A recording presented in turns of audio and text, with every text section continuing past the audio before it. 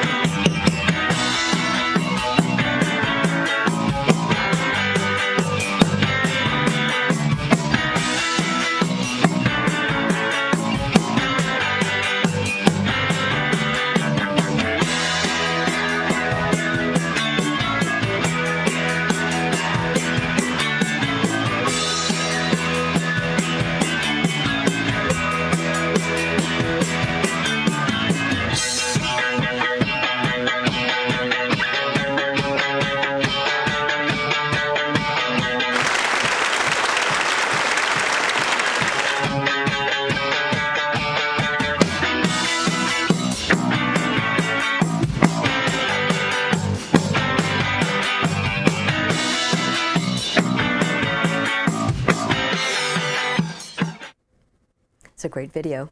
Thank you. You really realize the physicality of what it is that you're doing. Yeah, absolutely. Yeah, I mean, that's a real focus of what we do. We try to, I mean, the words are there, of course, and that's what everyone knows, but the action is written into the words, and so we try to bring that out, and like you said, bringing up different actors who are physically adept and able to tell the story, and not just with the text, but also with action, because it's full of action. So now you're presenting Julius Caesar this season. What interests you about that? Well, we chose the play about a year ago. We thought that it would be, we love the play. It's a wonderful play. It's got great language and fantastic characters, and it's based on true events in history. And we thought that it would be a really great time to do it, given that it's an election year. It's a political play. And we actually, we chose it a year ago, and we feel like in this last year, it's become even more relevant based on the landscape of politics in our country, as well as things going on around the world. But we were attracted to it for those reasons. But it's a play about the nature of honor, virtue, and nobility, and those things being at odds with moral ambiguity in the political arena. And so it's incredibly connected to what's happening right now in the world. It is amazing, isn't it? Yes. And so is there a particular scene that you're most excited about? Or something that you've maybe done a little bit differently? Well, Julius Caesar gets assassinated. I mean, we all know this. And so we're setting the play in ancient Rome. We felt like updating it, a lot of people update it. We felt like we wanted to place it where it was written and let the audience draw their own conclusions in terms of how they connect to it, what is meaningful to them about the play. We're excited about, yesterday we started staging the assassination of Caesar, which is it's a very physical, very challenging part of the play, and that's an exciting thing for us to do. Yeah, I mean, Caesar historically was stabbed between 20 and 30 times during this event, and so putting that on stage, we that's a lot of staged violence, and this is obviously staged combat, and so you have to be very safe for the actors. But we want to tell this violent event is the center of the play, and what really kind of sets up things that happen before and things that happen after. So we're trying to tell it very realistically, but it takes a lot of work to do the choreography. And there's, there are actual, weapons that are being used, and so it like Jenna said, it's really exciting. We finally got to do that yesterday, and but it takes a lot of work and a lot of preparation throughout the entire rehearsal process to make it safe and exciting for the audience. Yeah, I didn't even really think about that, but yeah, if you're using weapons, you have to be really careful. Yeah, indeed. I mean, it's very intricate, and it takes up a lot of rehearsal time. And I'm also excited about, so after that happens in the play, the character of Brutus and the character of Mark Antony, try to sway the people to get on their side, and they're on opposing sides. And we have, this ensemble of citizens who are moving around the space and being swayed by the politicians, and that's a really interesting thing to physicalize. And it's also, really reflective, again, of what's happening. Yeah. Today in our country. How do you sway the people? What do you do? What kind of tactics do you employ to try to get the people on your side? Very interesting. And you were mentioning the physicality of it too. You want to just disclaimer for parents, may not be appropriate for young kids. Yeah, I mean, we're saying PG-10 because of the violence, but I think, parents can feel free to reach out to us if they want to, if they have questions in advance, if they feel like they are interested in bringing younger children. We always have a child-friendly synopsis of the play available at the box office. Oh, good. So that, these things, can be explained. But yeah, I mean, there is violence in the play, so parents have to make that decision. Now, there's an outdoor venue, and then there's also an indoor venue. Do you have to do different things as far as staging? Yeah, I mean, that's a huge challenge, I would imagine. It really is, and we rehearse indoors, and we rehearse at the Royal Tower Theatre, and so we stage it kind of for both at the same time. But but we keep the same dimensions essentially for both spaces, and that's kind of how we make it, partially how we make it work. And this year we're staging it in the round, so that there'll be audience on all sides, all around us.